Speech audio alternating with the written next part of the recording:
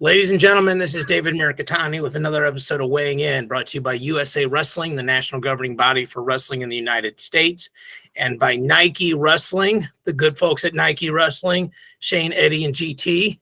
Go to athleteps.com for all of your Nike and USA Wrestling branded gear. It is World Cup week. It is Jiu-Jitsu No-Gi World Week. It is shout out to all the 24-hour open establishments for keeping us running. Mark, GT, good to see you, boys. I'm going to see at least one of you this weekend in person, so I'm excited to get up there in a couple days. What's good? Morning. Just running on gas, bud. Running on pure gas. Running and ripping. Running on Mountain Dew Zero or whatever your beverage of choice is. All right. A lot of stuff last week since we last gathered together. And we're recording this on a Wednesday. Appreciate Gary Abbott letting us do this a day early. GT leaves for Coralville, I believe, later today. I am in Anaheim coaching at the Jiu-Jitsu World Championships tomorrow. So tomorrow is absolute chaos. So we're recording a day early in case you guys watch this on Friday and some massive news dropped on Thursday. We didn't miss it. So first of all, Iowa State. I probably should not say this, but I watched this entire duel while driving home on the highway at about 75 miles an hour from Kansas City. But what a great way to kill 2 hours. Unbelievable duel. I think we got a lot of the picks right. I will tell you my takeaways first. I do not. It is one of the duels I think where I thought the Carver Hawkeye building had the least amount of impact. And what I mean by that is Iowa State won a lot of close matches. So, I mean, they won 33, which is a one takedown match. They won 49, which is a one takedown match. They won 84, which was a one takedown match. They won 97, which was a 1-point match. They lost 41 and got the only takedown in the match. And I don't mean to bury the lead, but Spencer Lee wrestled. But just the Carver part of it, I don't know if we said it on air, but I know Mark and I talked about, like, someone's going to get Carvered. I think we talked about Pinheiro maybe getting Carvered as one. But Iowa State really wrestled with composure. The crowd was absolutely nuts. You know, some little, you know, just like some kisses, blowings, and people making sure they had each other's emails for Christmas card lists and things like that. But I think if nothing else, unless you root for Iowa or Iowa State, that was an awesome duel because the rivalry is back, and it's how many times they've won in a row is one-sided, but the margin of victory was not as one-sided. For people that don't know, it was 5-5. It was 18-15. Iowa had 3 majors. So Marco, Ben was there, so in honor of that, I'll let you go first. What'd you think of the duel? Yeah, I thought it was a good duel. I think Iowa State has jumped levels from where they were, say 10 years ago. I think they've always had really good kids, but I think the coaching staff that they have now has instilled this. We're going to go out and brawl no matter what. We don't care where we're at. We can do it in the backyard if they want. We're ready to go. And you saw that. They had fight. In every single match they were in, they had fight. Now, they did get majored in 3 different matches. 2 of them were kind of upper body moves, which really surprised me because you don't see a lot of feet to back from the University of Iowa. They're very, strategic in how they wrestle and stay in great position, do this. But we had a couple body locks. I know Brands had one that got, I think, 6 points, and then Seabrook had one also. So, that you don't see a lot. You see Spencer turning guys, and he did that again, obviously. But it looked like Spencer's it's gonna take him another month to really get his feet under him and get back. I want to see him shoot. I haven't seen him shoot yet. He didn't have to shoot in that match. So to see how the knees really are. But overall, I thought it was a great duel. It was competitive, which I was thrilled about. It wasn't lopsided. I really enjoyed it. And yeah, you're right, David. It's the first time I've ever seen a team in a duel that closely contested. Not one guy got Carvered. Not one guy on the whole team. So it was something. GT. Well, I mean, what is it? I don't think the total attendance was like 14 or 15,000 people for the duel. The atmosphere was electric from everybody that I had talked to that was there. Starting at 125 and rolling out Spencer Lee, blew the roof off of Carver. Like that's really cool to see. I'm happy to see him wrestle. I'm happy to see that, he was healthy enough to get out there. And, as we discussed in the prior picks, like we had all kind of leaned towards the Iowa State side at 125, barring Spencer Lee coming out and making that jump, right? So all of the things that Mark said, closely contested matches, jumping levels. The kids from Iowa State really showed up, I think, better than maybe some people nationally may have thought they would have.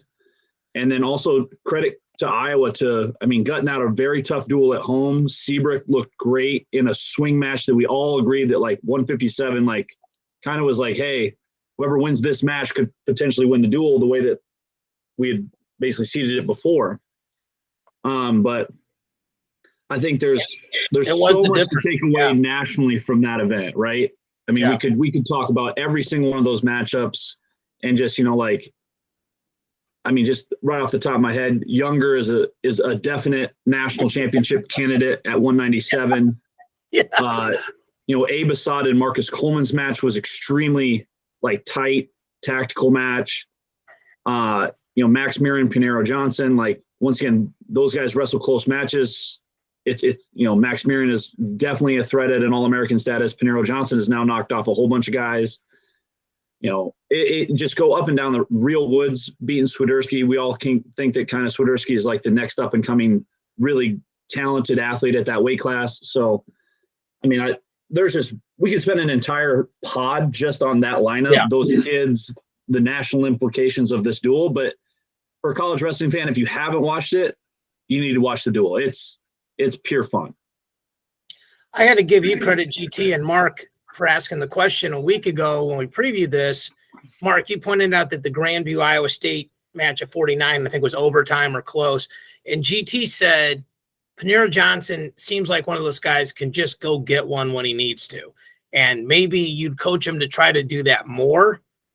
But the close matches, he doesn't give up. It's not like he almost got taken down 6 times and sneaks one on you.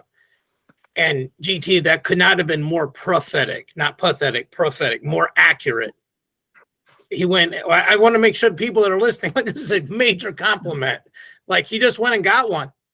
And he shot, and Mirren broke the grip, and he just went and got it again. And same shot, he was really good. The 157 match was the swing of the duel. And I think if you're Iowa State, David Carr, he gave up the major for 2 very simple reasons. He didn't ride him out at the end of the second period. He just didn't get committed to the ride because he could have rode him in the third period. He kicked him with 15 seconds left because he had to. And so, Dresser said that in the post-conference. Dresser said something really funny. He goes, we don't agree on a lot with those guys, but we did agree to start at 25. So, that's always interesting to see how that stuff works out. So it was absolutely electric. In terms of the picks, Mark had 4 right. GT had 6. I had 6. Mark had 1 right, but the wrong, he had a decision. It was a major. GT had 1. I had 2. Mark had 4 wrong. GT had 2 wrong. I had 1 wrong. And then we don't count 25 because basically it was Aiden Harris against Tarakina, and that's not even a match. So you boys can send your B-dubs gift cards appropriately when it's time. So just want to put that out there. So anyway. You're very welcome, David. Is it lemon pepper again? What would you like?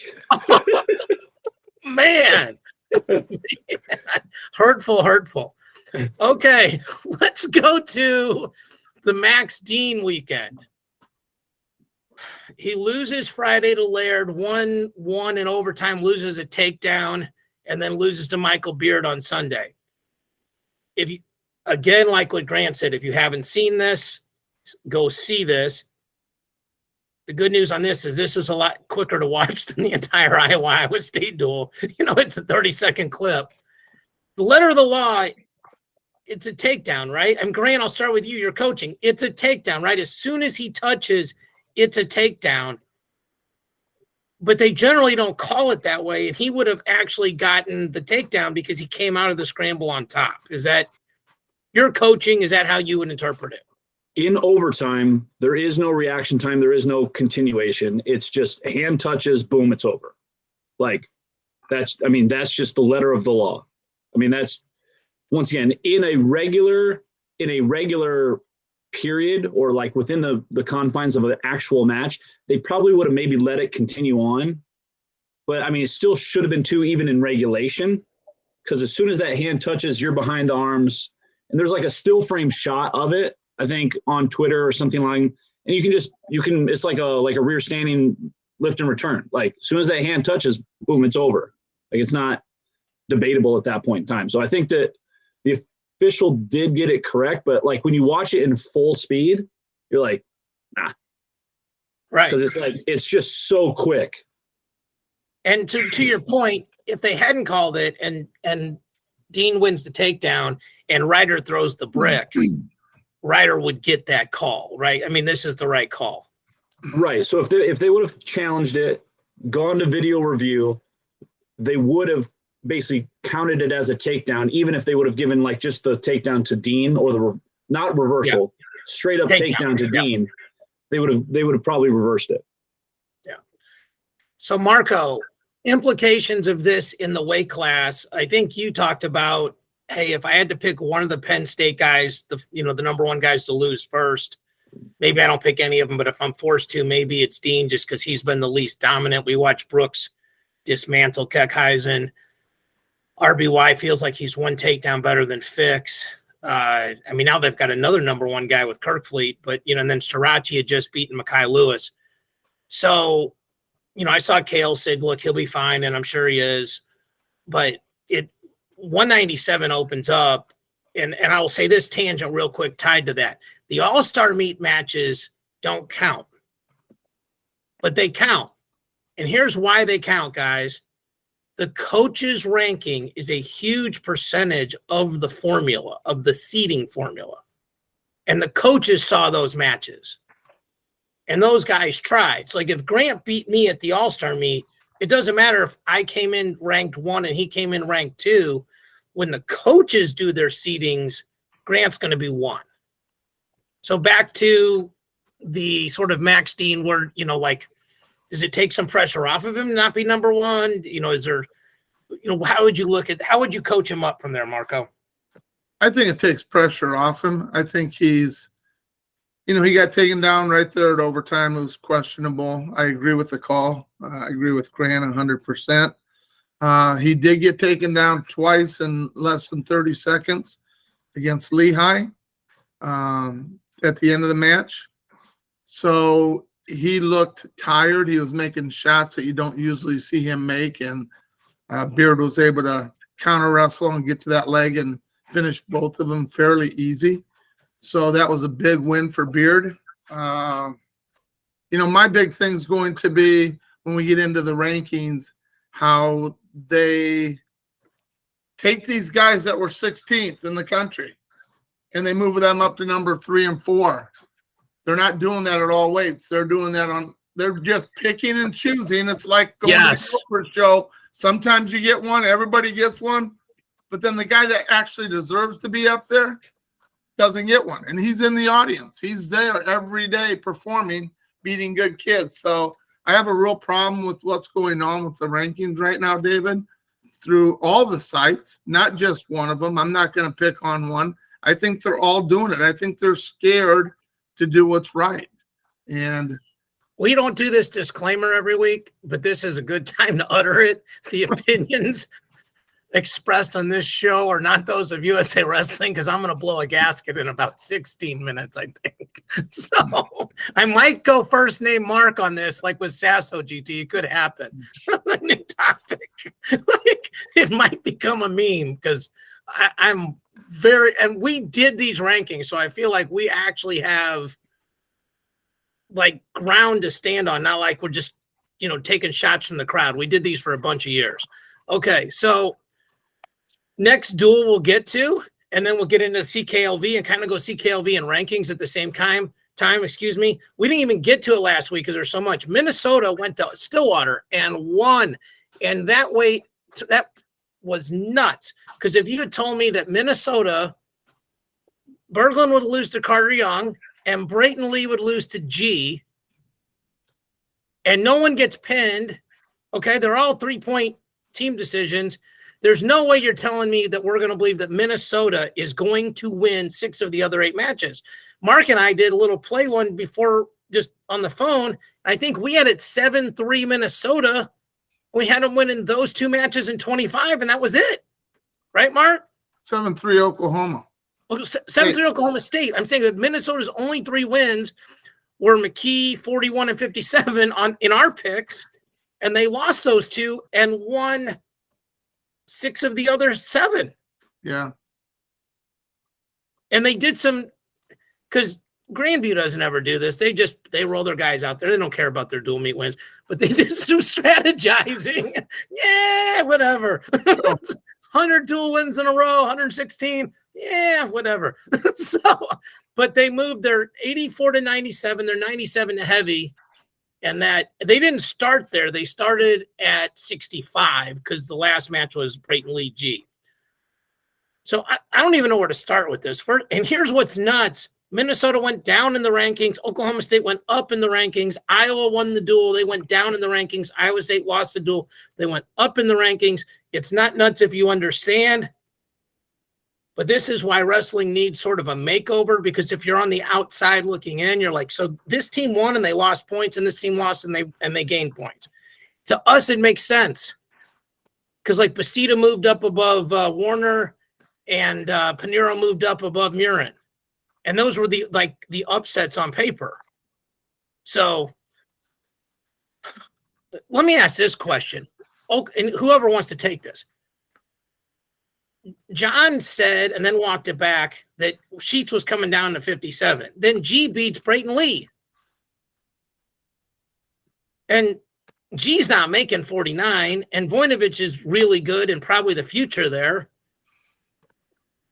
GT, you're close to that program. You know those guys. What would you do? Does you just leave it? You just leave Sheets at 65 and go G at 57 and Victor V at 49, or are we plugging in Jordan Williams? What are we doing there? I think that so there's a lot to be said about like roster moves and how kids basically respond to weight class changes and all these other things, right? So, and then also depending upon what the room's like, because we're not in the room all the time. We're just seeing like whatever it is, the matches, and like based off previous things that we've seen or whatever, right? So our best guess, and once again, that was a great job. Like our opinions are our opinions, not of USA Wrestling and or of the Oklahoma State coaching staff or whatever.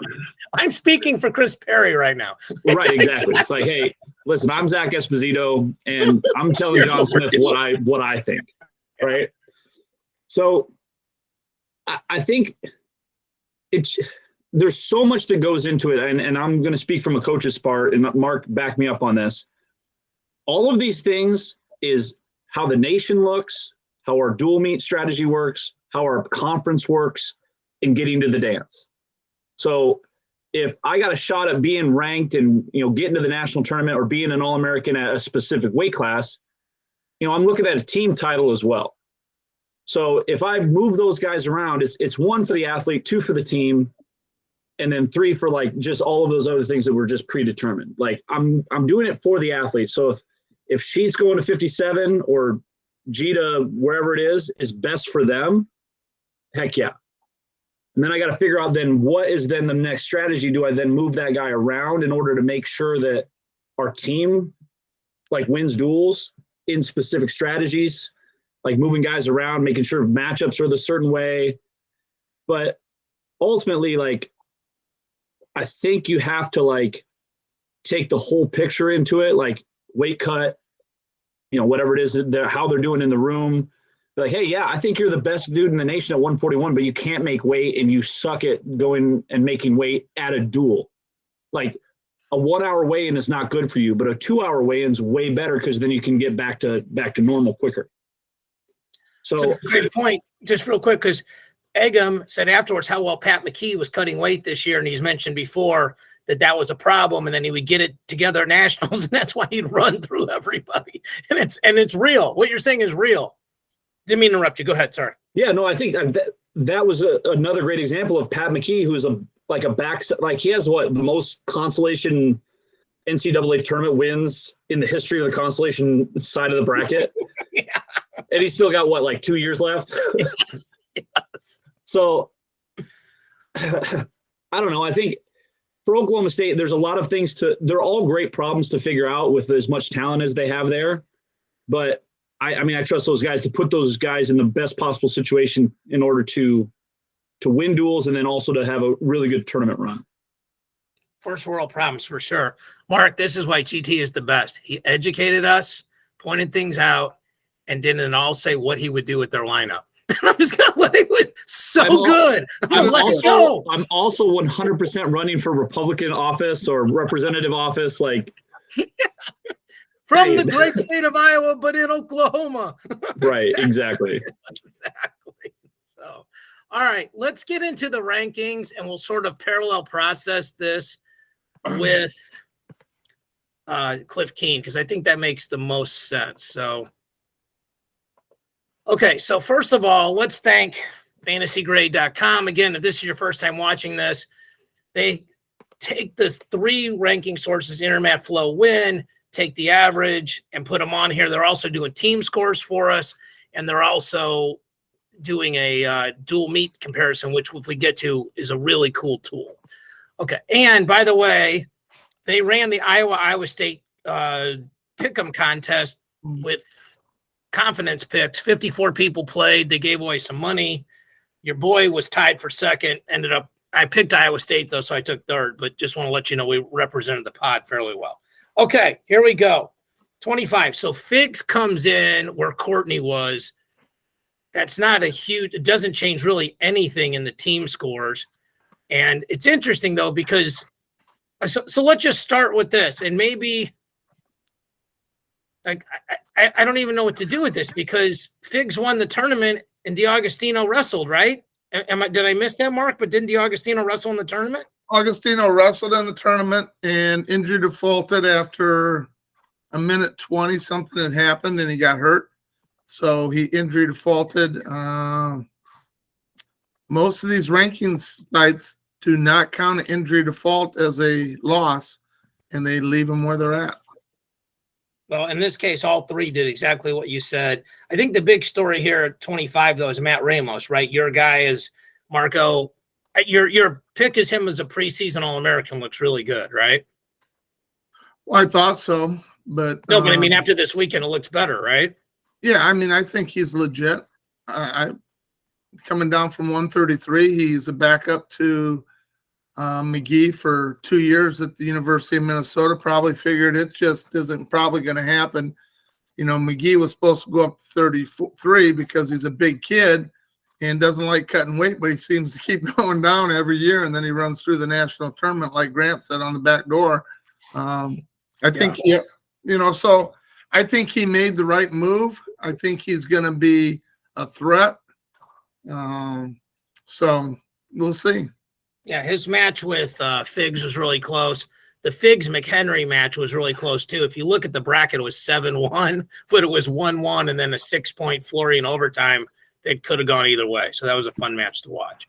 33. So Vito wins. GT, McGee was second. Now, again, so this is an example. Like, McGee lost to Lucas Bird in the All-Star meet, but it doesn't count. Now, Flo counted it. Win didn't count it. Intermat's got Lucas Bird at 10, but I think that's because he lost to Ohio State early in the year. Kyle Biscaglia, huge tournament for him, and Sam Latona looked really good against the Northwestern kid. So thoughts here on 33. Once again, I'm just waiting for the lid to come off on both of your guys' heads when it comes to the rankings and like how this all stuff plays out. So I'm just like, biding my time. Yeah. So I'm All not. right. We'll just But- get to 49. We'll just Well, get no, to 49. no. So, David, Bird lost this weekend. Oh, Bird lost. Okay. All He right. lost Yeah. this weekend.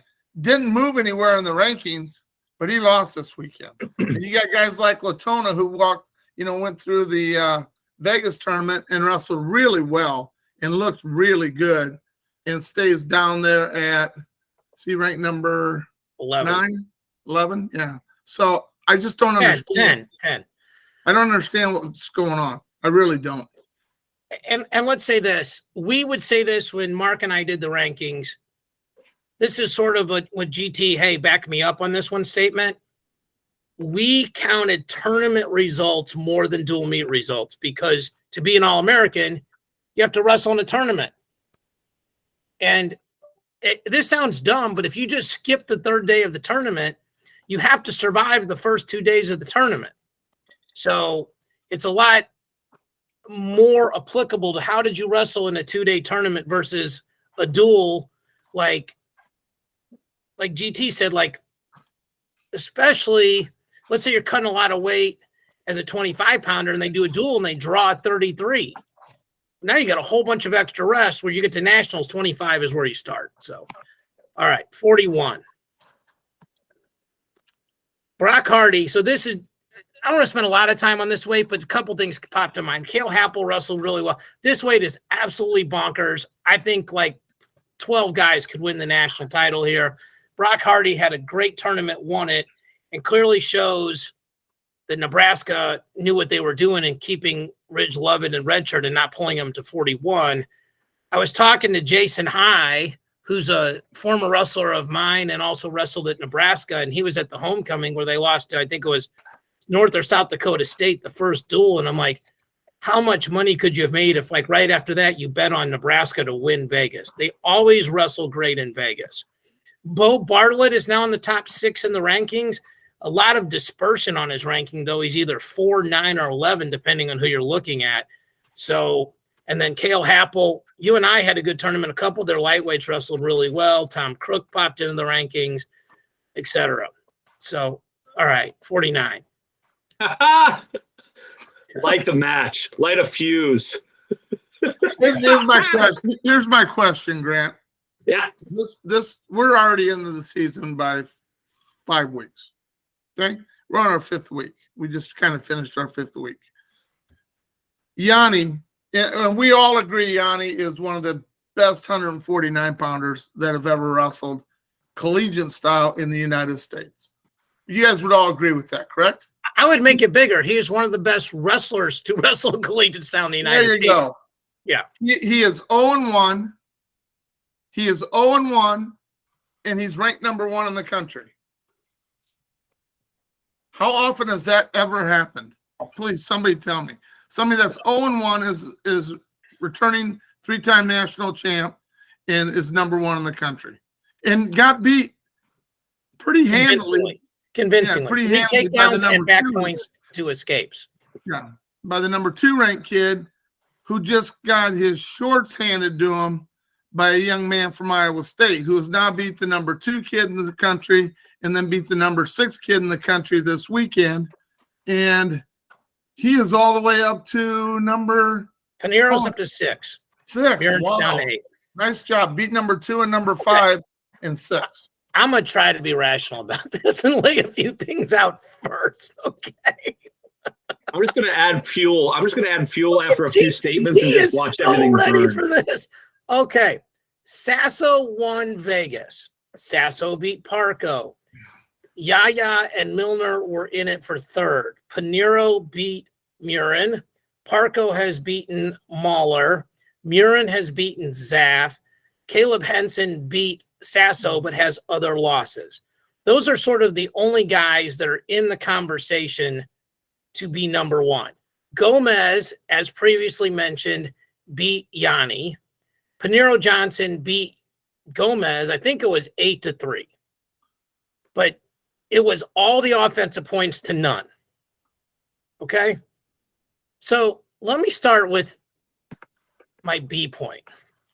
If 2 guys are 2-3, 17-18, 31-32, whatever, they're right next to each other, and one guy beat the other guy head to head, that guy's got to be on top.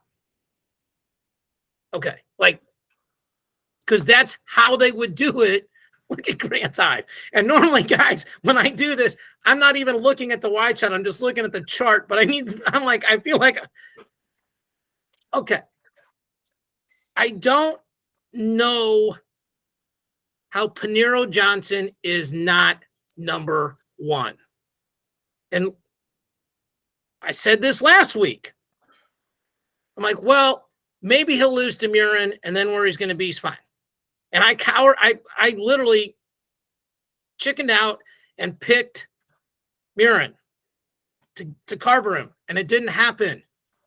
He's now undefeated. I get he had an overtime match with Grandview, and somehow a win is being held against him. That's the only possible thing.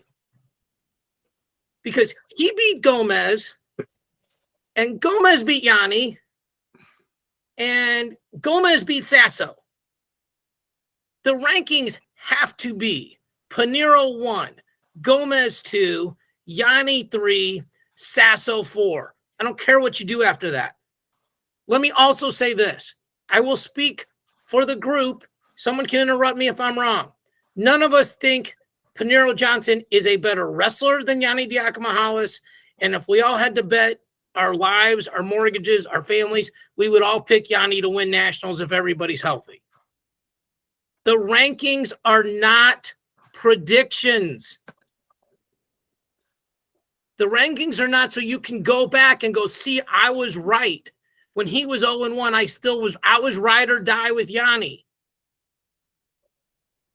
The rankings are at your body of work at this period of time. What are you? And you guys have been in a ton of seating meetings. I've been in my share of seating meetings. GT, you're still going to seating meetings. If you're coaching Paniro and you walk in and they go, who's number one? You go, I'll put up Paniro for number one. Where's the argument against? I'll ask you guys this. Where is the argument against Paniro being number one? There is none. He's the number one seed at Nationals if it was held this weekend. There's no way around it. I'm gonna throw some gas and some salt on you guys. All right, go ahead. This is, I think, where a lot of coaches and or people that are doing the rankings, because I'm disclaimer, I've never done rankings. Yeah. Even within my coaching you're the career. eye candy. We know it. It's okay. Right.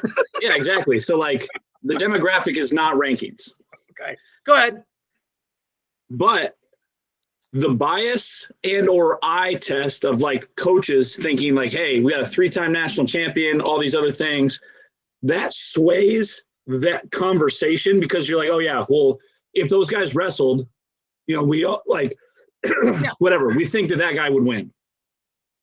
The problem that you face with rankings is like you basically have to like almost like take the picture out and you look at their credentialing and it's like, well, hey, this guy's 0-1 for this season. This guy's 7-0 and has beaten 2 ranked opponents this year. Who have beaten other ranked guys. Right. And you got to throw all the math in there and all you guys can freak out about like, points and matchups and all these other things. But the one thing that like, even if, and we're using Paniro Johnson as just like the catalyst to the ranking mechanism that all these guys are utilizing. And it's not just because we're on Paniro Johnson, but like the guy's beaten legit people already. So like, even if it's an eye test, like how do you have him below Gomez when he's beating him head to head? Okay. So yes. like, hey, all right, Yanni's in his category by himself. Hey, yes, world silver medalist, whatever.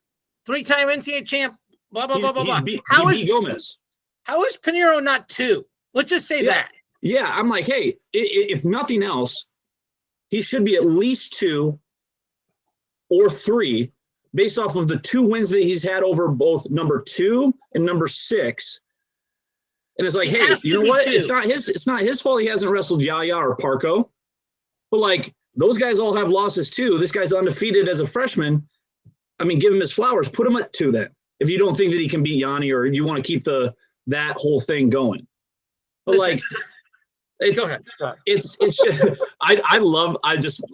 By the way, I love setting all this stuff up for you guys to explode, which is this is why I also enjoy the ranking conversations, because I have no time invested into rankings previously to this podcast. Yeah, right.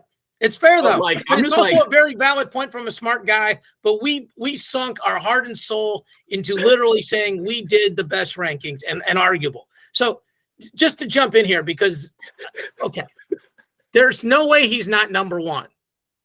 There's really no way he's not number two. Okay, like if you want to say Yanni, 3-time national champ, only 2, I think, college losses, this match and the one with Jaden Ironman at the Florida event a couple years ago, fine. World silver medalist, fine. Okay. It's wrong, but it's sort of kind of defendable. But it's wrong. Okay, if you walk into a seating meeting, Pinero's 1, it's a wrap. Gomez is 2, it's a wrap. Yanni would get 3 based on Right now, Yanni would not get 3 with an 0-1 record, David. I get that, but I'm saying, like, we used to joke if Henry Cejudo came into junior college, like, where would he be seated? Like, you're going to seat him 1 because nobody else wants to bump into him and draw him in the pigtail. I think Yanni would get the 3 seated at the Nationals. Okay. Part of it has to do, I mean, he would get killed on winning percentage, but blah, blah, blah, blah. Okay. There's no possible way that Pinheiro Johnson is not above Austin Gomez. There's just no possible way. And again, I'm not saying he's better than Austin Gomez. I'm not saying he's better, but he beat him head to head in a fair match in a neutral site, by the way, guys. Wasn't in Iowa State. It was in Florida. So beat him, and the last match of the day, so it wasn't like somebody had a bad weight cut. And it wasn't close. Yes. It was 2 or 3 takedowns to none. So, people, please do the right thing. Yes. Let me just throw a little gas on you guys a little bit more. Why? David's already on the edge. You want him over? Here's where I'll use an example from last year, which will then get us off of the 149-pound train. Okay, go ahead. ACC 174-pound bracket last year. Yes. Was it Clay Lout pinned Hidley? Yes. And his only other loss was to Mackay. Yep. Once again, I can actually explain that one. I actually talked to Pat Popolizio about that. My volume is dropping. That is, when you seed a conference tournament, only conference matches count. So that's why. That was easy. So that's why I'm saying is it when you go to the national rankings, it's a lot more of that subjectivity to where the coaches feel like things are at or whatever, rather than just based off criteria, which the conference, it's just flat out conference results. Yeah. The other thing is this, the coaches do this kind of a vote, and I could get into the whole thing when we did rankings. I probably have 10 to 12 coaches that would call me and tell me that other coaches were trying to trade votes to try to get guys ranked higher because of the formula. So there's a whole, you know how you said Iowa State's a pod? There's a whole pod on why coaches shouldn't be doing rankings. Because first of all, GT, you're the one coaching right now. So like you said, you probably don't even know the NAI rankings that well. And I mean that as a compliment. That's not your job. Your job is to get your guys to create bodies of work that guys like us rank them high. Okay. I got to hustle here because I took too much time on this, but I'm okay with it. But here's another beautiful example. Kendall Coleman takes second, moves up to third, and Brayton Lee loses, and only one of the 3 services even bothered to move him. So I don't even know what to do with that. Great job, Kendall, this weekend for Purdue. Yeah. Really happy for him.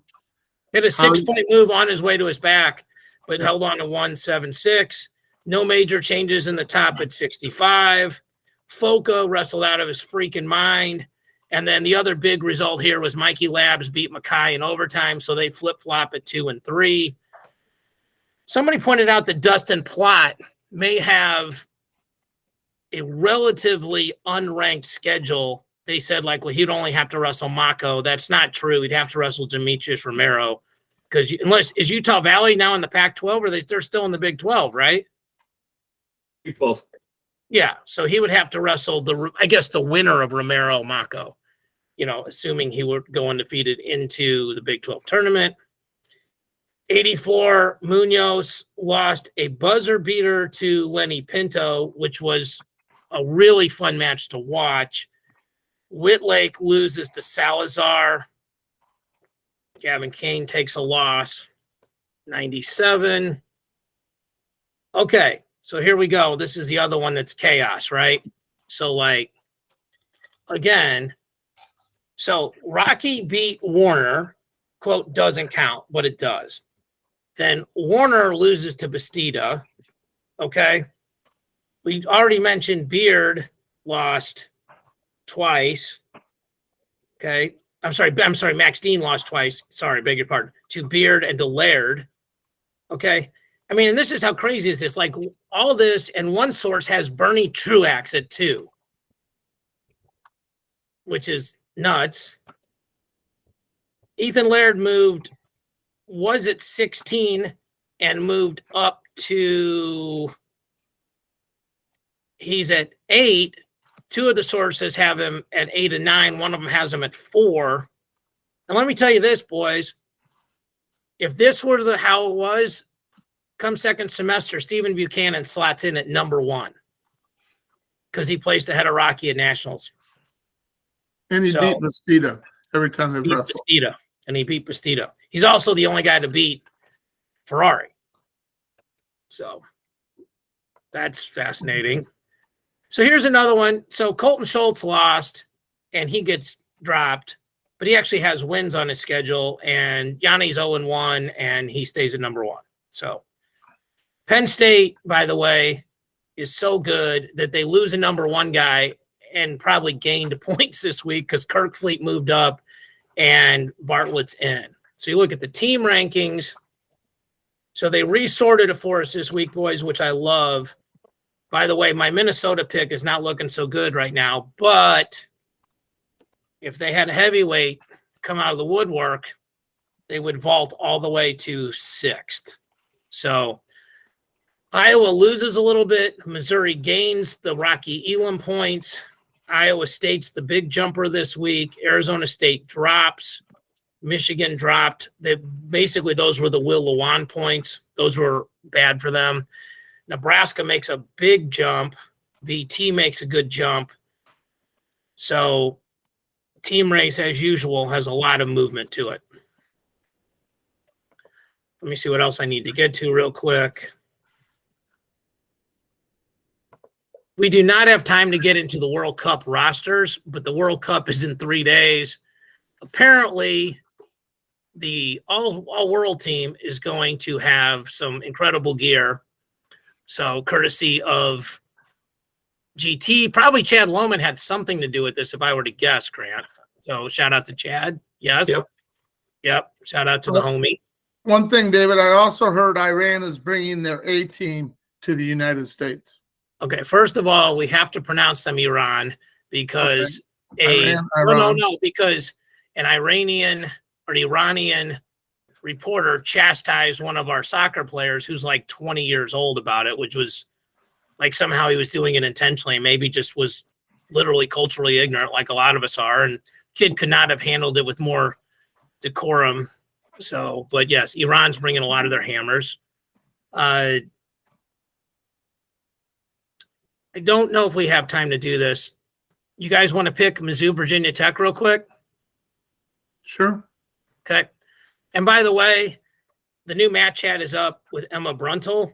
I've probably only interviewed 4 or 5 athletes on Matt Chat in my entire run on that.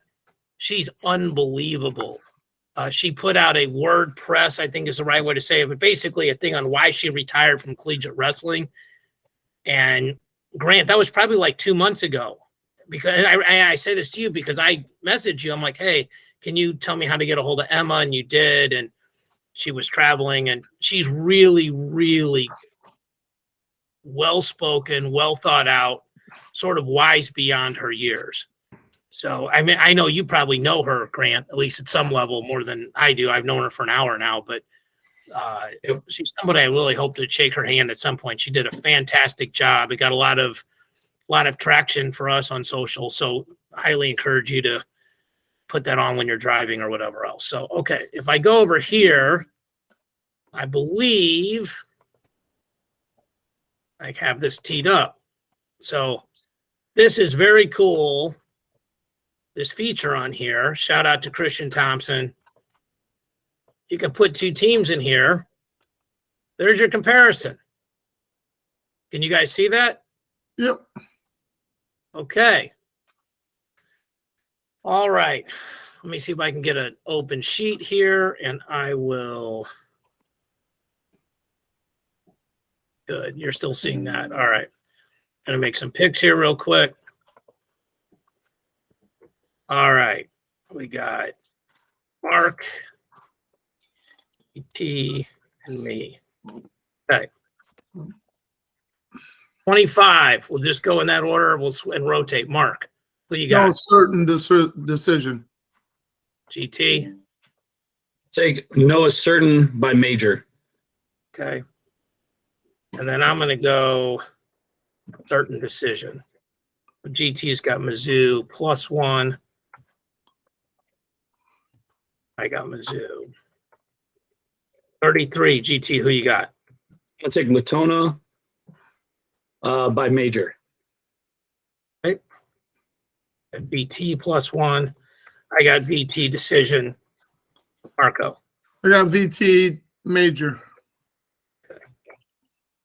41. I'll go first. So this is a big swing match, guys.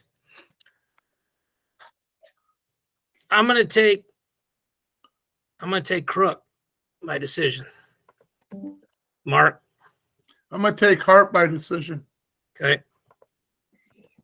GT. I'll take Hart by decision. Okay. That's probably where I lose the duel here, boys. Okay, 49. This is a great match. Marco, who you got? Mahler by decision. Okay. GT. Taking the upset, going Henson. By decision. By decision. Right? Yeah. Can't pick two upsets against Mizzou back to back, so I'll take Mahler. Plus, shout out to Gina Mahler. She's helping me with something, so another reason to not do that. All right, 57, JQ St. Andonian. GT, you're first. I'm going to take Andonian by decision. I will as well. Mark.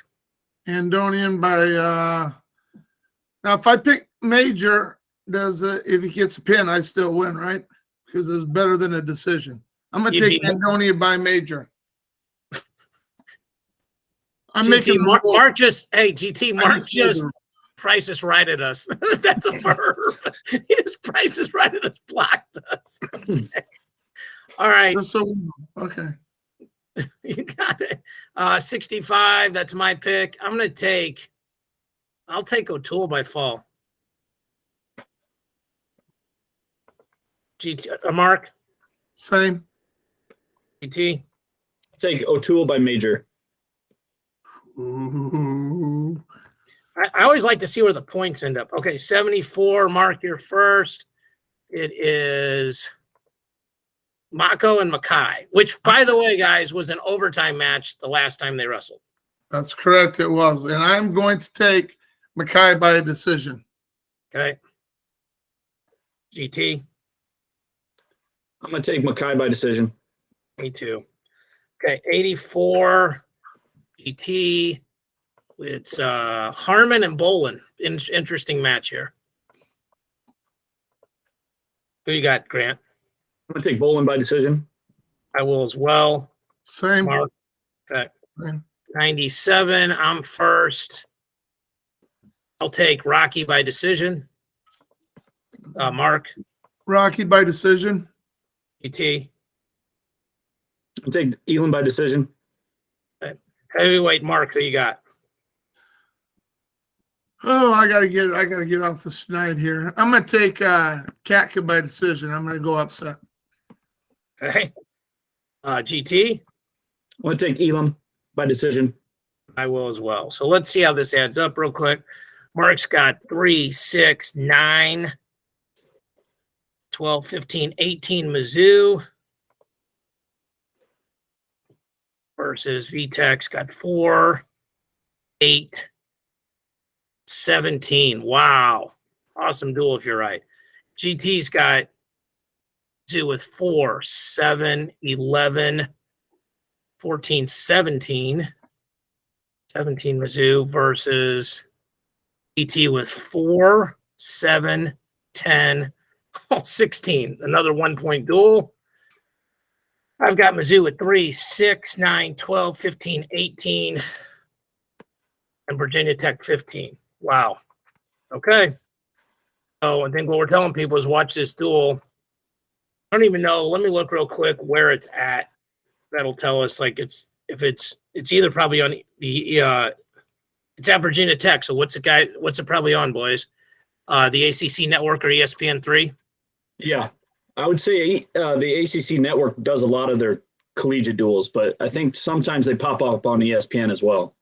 Okay. So if you have any sort of ESPN account, you can watch those for free.